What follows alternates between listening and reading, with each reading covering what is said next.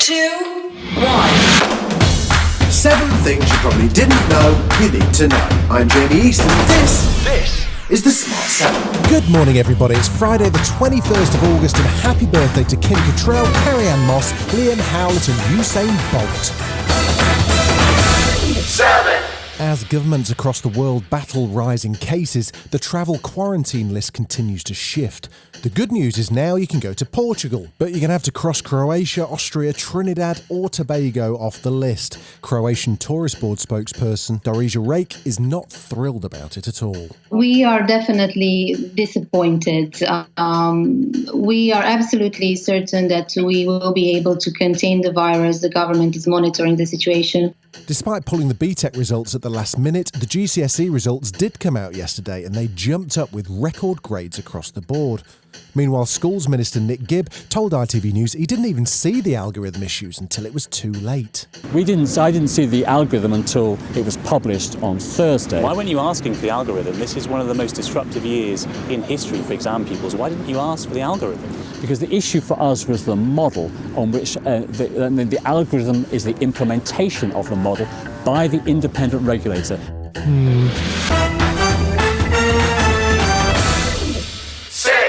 3 years after the Manchester bombing at an Ariana Grande concert, the bomber's brother has been sentenced to at least 55 years for the murder of 22 people.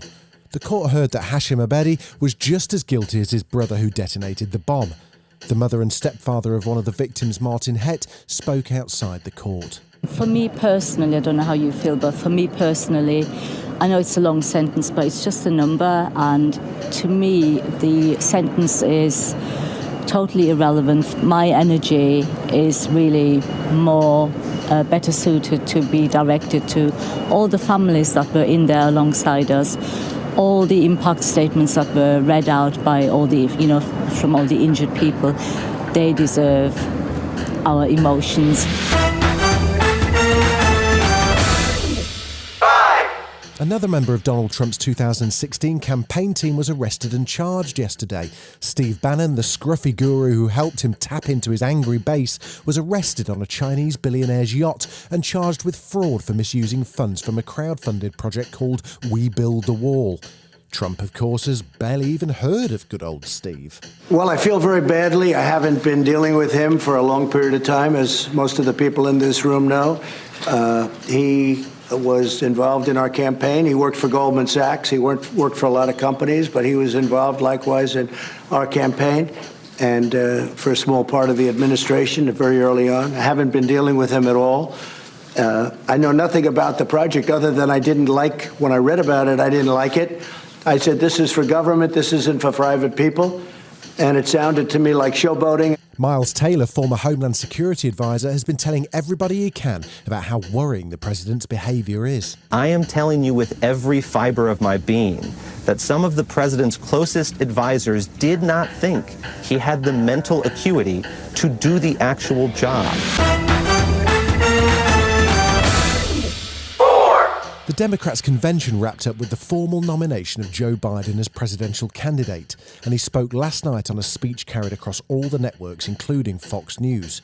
Here he is explaining how the events in Charlottesville 3 years ago inspired him to run. Close your eyes. Remember what you saw on television. Remember seeing those neo-Nazis and Klansmen and white supremacists coming out of fields with lighted torches. Remember the violent clash that ensued between those spreading hate and those with the courage to stand against it. And remember what the president said when asked? He said there were, quote, very fine people on both sides. At that moment, I knew I'd have to run. He then talked powerfully about grief and loss and the 170,000 Americans who've died in the pandemic. I have some idea how it feels to lose someone you love. I know that deep black hole that opens up in the middle of your chest and you feel like you're being sucked into it. I know how mean and cruel and unfair life can be sometimes. But I've learned two things. First, your loved one may have left this earth, but they'll never leave your heart. They'll always be with you. You'll always hear them. And second, I found the best way through pain and loss and grief is to find purpose. It's the third test today for England versus Pakistan, and Joe Root wants the English team to give it their all. He spoke to BBC 5 Live. We've got no excuses, every opportunity to go out there and throw everything into this last game, and that's all you can really ask of the group. They've worked really hard throughout this period. There's been different challenges to put up with compared to a normal test summer, and I think we've responded well to them, to be honest, and we've got one more week of really hard graft, give everything to the badge and to the team and to each other, and make sure we finish the summer strong. They may be one of the oldest bands still touring, but it hasn't changed their passion for life on the road. Rolling Stone Ronnie Wood is appalled at the idea that it might be a few years before they get back on tour. Please don't say a few years. I want to be out this time next year, for sure. Yeah. We're not holding our breath, otherwise we'd have all collapsed. But we are sort of happily carrying on day by day chores and enjoying our families. But the thing is, there's got to be a time when somebody sorts out what we, some direction of what we're going to do. Somebody's got to lead this thing. Olivia Wilde has hinted that she's going to direct a new Spiderwoman movie.